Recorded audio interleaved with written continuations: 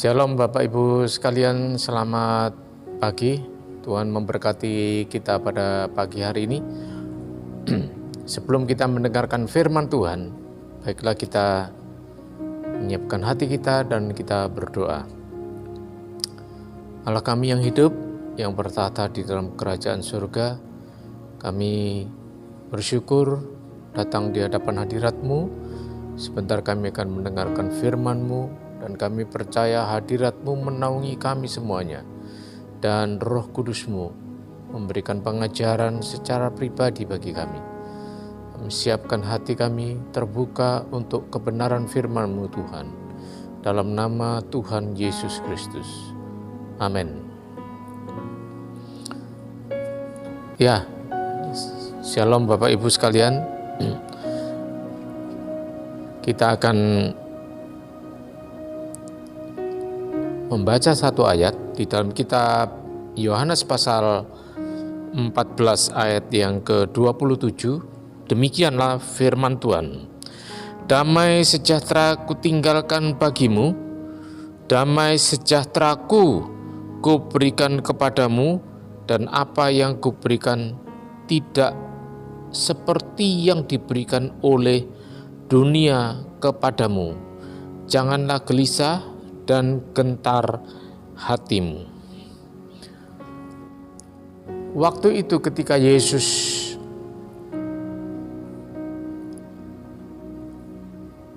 akan ditangkap dan akan menjalani sebuah keadaan yang cukup berat, Yesus menyampaikan firman ini, bahwa damai sejahtera kutinggalkan bagimu. Sebuah anugerah, sebuah berkat daripada Tuhan yang diberikan kepada kita, yaitu tentang damai sejahtera. Yesus pergi ke surga, naik ke surga, meninggalkan satu berkat rohani yang luar biasa yang disebut damai sejahtera kutinggalkan bagimu. Dan ketika kita berdoa saat ini, kita bisa merasakan damai itu menjadi berkat di dalam hati kita. Firman Tuhan terbukti sampai hari ini bahwa janji Tuhan digenapi. Tuhan meninggalkan damai sejahtera. Selanjutnya ayat ini mengatakan damai sejahteraku. Bahwa damai sejahtera itu ternyata miliknya Kristus. Di dalam kitab Roma 14 ayat 17, di sana dikatakan kerajaan surga bukan terdiri daripada makan dan minum, tapi terdiri dari damai sejahtera, sukacita, dan kebenaran. Damai sejahteraku ini miliknya Kristus. Kalau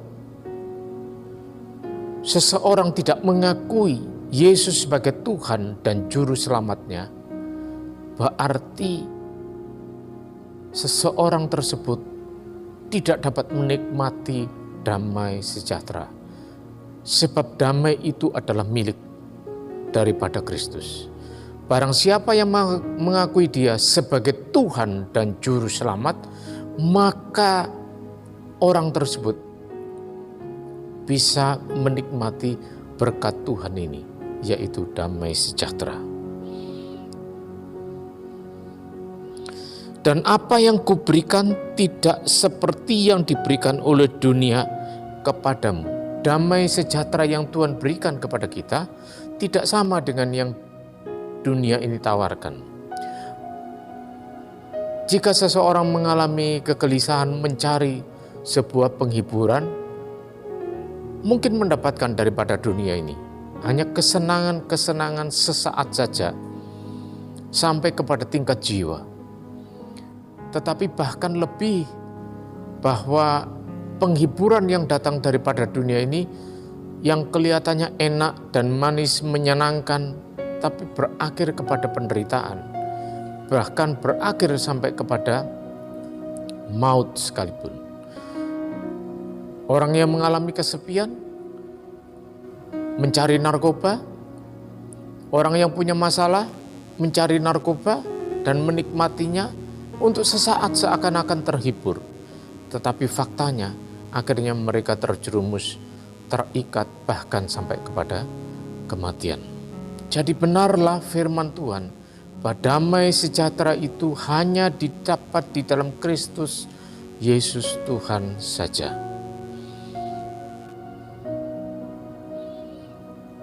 Selanjutnya dikatakan, janganlah gelisah dan gentar hatimu. Janganlah gelisah dan gentar hatimu. Tuhan waktu itu memberikan pesan kepada murid-muridnya. Dia tahu sebentar lagi akan mengalami keadaan yang cukup tragis. Melalui penangkapan, bahkan via dolorosa sampai kepada Golgota. Oleh sebab itu Tuhan berpesan, janganlah gelisah dan gentar hatimu. Siapakah yang tidak gentar ketika sang guru ditangkap, bahkan teraniaya, bahkan sampai kepada kematian? Ketika sang guru saja ditangkap di Taman Getsemani, buktinya Simon Petrus mengadakan pembelaan. Tidak mampu menerima ketika Yesus ditangkap waktu itu. Apalagi kalau sampai mengalami penyiksaan. Betapa sedih, betapa sangat menderita pada murid-murid pada saat itu melihat bagaimana penderitaan Kristus. Dicambuk dan dianiaya, bahkan harus memikul salib, bahkan sampai kepada Golgota. Siapakah hati manusia yang sanggup menerima orang yang begitu dekat, yang sudah diakui sebagai Tuhan, yang sudah diakui sebagai guru, yang setiap hari berjumpa, memberikan pengajaran, tiba-tiba terlihat secara kasat mata mengalami penyiksaan yang demikian. Tetapi sang murid-murid secara keseluruhan tidak sanggup mengadakan pembelaan terhadap Yesus pada saat itu. Cobalah bandingkan ketika kita menghadapi atau keluarga kita, anak kita menghadapi masalah, mungkin kita masih sanggup mengadakan pembelaan. Tapi bagaimana dengan keadaan waktu itu? Sehingga Yesus mengalami penderitaan seperti itu, yang cukup berat, yang sangat berat, yang sampai hari ini mungkin tidak ada seorang pun yang dapat menggantikan penderitaan daripada Tuhan Yesus. Oleh sebab itu Tuhan berpesan, janganlah gelisah dan gentar hatimu.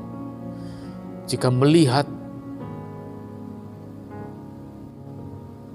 menyaksikan, merasakan bagaimana penderitaan Kristus. Mungkin juga demikian kita jika diperhadapkan masalah yang dihadapi oleh Tuhan Yesus pada saat itu. Bagaimana hancurnya hati kita, tapi tidak dapat berbuat apa-apa, tidak dapat menolong penderitaan daripada Kristus. Inilah pesan terakhir sebelum Tuhan Yesus naik ke surga. Janganlah gelisah dan gentar hatimu ketika menghadapi apa yang dilihat pada saat itu. Selanjutnya dikatakan di dalam kitab Filipi pasal yang keempat, ayat yang ke-7, damai sejahtera Allah yang melampaui segala akal akan memelihara hati dan pikiranmu dalam Kristus Yesus. Tuhan meninggalkan damai sejahtera waktu itu, dan kita sudah menikmatinya. Ternyata damai sejahtera ini bukan cuma sekedar hadiah atau berkat ketika kita sudah selesai berdoa bersekutu dengan Tuhan. Tapi lebih daripada itu, mempunyai peran yang lebih besar dalam kehidupan kita. Bahwa damai sejahtera dikatakan melampaui segala akal.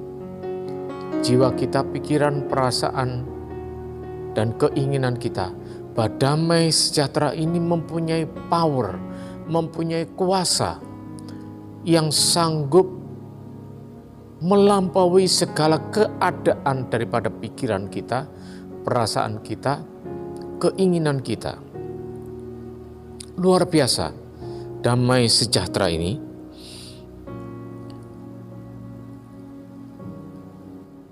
dalam kehidupan sehari-hari kita menghadapi problema, menghadapi masalah. Ada kegalauan, ada kegentaran, ada ketakutan, bahkan lebih daripada itu. Tapi Tuhan mengatakan bahwa damai sejahtera yang Tuhan berikan itu bisa meneduhkan jiwa yang sedang bergelora. Oleh karena problema, oleh karena masalah, damai sejahtera ini, kalau kita sudah masuk di dalam hadirat Tuhan, menikmati Tuhan, maka jiwa kita yang sedang galau itu bisa ditenangkan oleh damai sejahtera. Demikian kuat berpengaruh terhadap jiwa kita, pikiran dan perasaan kita, oleh karena keadaan-keadaan, oleh karena masalah, oleh karena problema. Damai sejahtera itu sanggup untuk meneduhkan keadaan yang galau. Mari kita melihat orang lain. Tadi di dalam kitab Yohanes dikatakan orang yang tidak mengaku Yesus sebagai Tuhan dan Juru Selamat tidak dapat menikmati damai sejahtera. Demikian juga kalau kita menyingkapi firman Tuhan di dalam Filipi ini, bahwa bagaimana kehidupan mereka ketika mereka menghadapi masalah, menghadapi persoalan. Banyak orang yang kalut, banyak orang yang gelisah, bahkan lebih daripada itu, stres sampai depresi, bahkan karena tidak menemukan solusi apapun. Demikian banyak persoalan yang dihadapi, sehingga mereka mengambil keputusan untuk melakukan tindakan bunuh diri. Kita lihat bintang film Korea, banyak yang juga mengalami demikian, padahal masih muda, belum menikah. Tetapi karena persoalan dalam kehidupannya, maka akhirnya stres dan mengambil keputusan seperti itu. Kita bersyukur sebagai anak-anak Tuhan. Penyertaan Tuhan ternyata terbukti dalam kehidupan kita. Tuhan meninggalkan damai sejahtera. Bahwa damai sejahtera ini sebagai alat untuk berperang menghadapi keadaan. Damai sejahtera ini bisa menenangkan jiwa kita. Inilah pemberian Tuhan kepada umat-umatnya, kepada orang yang terpanggil, yang terpilih, kepada tubuhnya. Tuhan memberikan damai sejahtera. Marilah kita menikmati damai sejahtera yang Tuhan berikan kepada kita, agar ketika kita menghadapi persoalan, masalah di dalam kehidupan ini, kita bisa masuk di dalam hadirat Tuhan, dan kita memperoleh damai sehingga jiwa kita menjadi tenang kembali. Luar biasa yang Tuhan berikan kepada kita sebagai berkat surgawi, sebagai kekayaan orang-orang yang terpilih, yaitu damai sejahtera yang Tuhan berikan. Kalau kita meresapi sekarang lebih dalam, betapa berharganya, betapa luar biasanya yang Tuhan berikan. Mungkin waktu kemarin kita belum mampu untuk mengerti. Tapi sekarang firman Tuhan memberikan pengertian yang baru bagi kita. Bahwa damai sejahtera itu sanggup memberikan ketenangan bagi jiwa. Sehingga kita tidak mengambil keputusan yang salah seperti orang-orang di luar atau orang-orang yang ada di dalam dunia. Yang ketika itu kalut dan galau menghadapi persoalan sampai stres, sampai mengambil keputusan yang terakhir. Selamatlah jiwa kita, tetap pada jalan kebenaran, tetap melangkah ke depan, sebab penyertaan Tuhan melalui damai sejahtera ini memberikan pertolongan bagi kita menghadapi persoalan-persoalan dalam kehidupan kita. Kita bersyukur kepada Tuhan. Sungguh, bila saya merenungkan firman Tuhan ini, terima kasih kepada Tuhan. Tuhan baik dan Tuhan meninggalkan damai sejahtera bagi kita untuk terus menyertai kehidupan kita. Bukan cuma 1-2 jam, tapi hari demi hari, bahkan selama hidup kita masih tinggal di dalam jalan kebenaran, masih tinggal di dalam rancangan Allah dalam kehidupan kita, maka kita masih bisa menikmati damai sejahtera. Bukan hanya 1 jam, bukan hanya 1 hari, tapi berpuluh-puluh tahun ke depan. Penyertaan daripada damai sejahtera itu akan menyertai kita sekalian.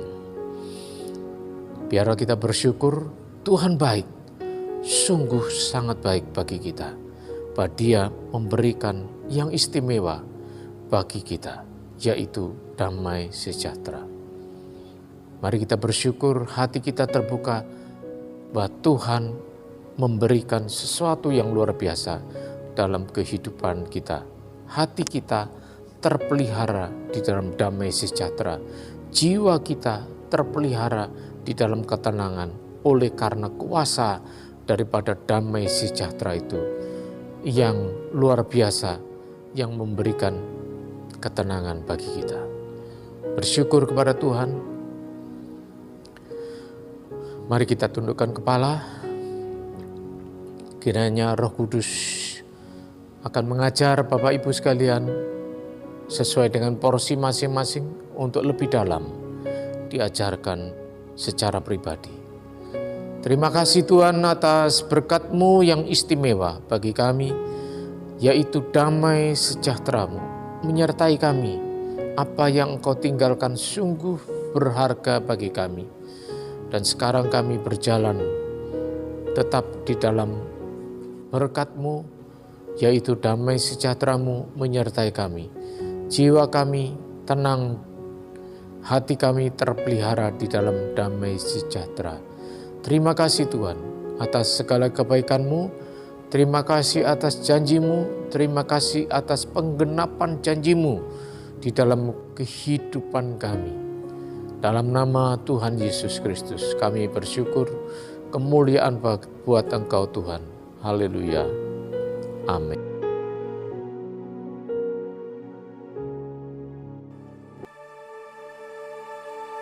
Roh-Mu yang hidup penuhiku, mengalir dalamku.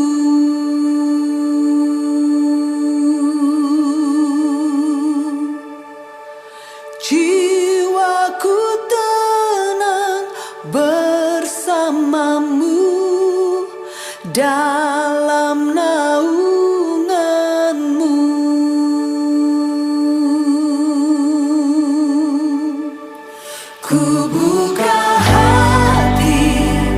untuk zaman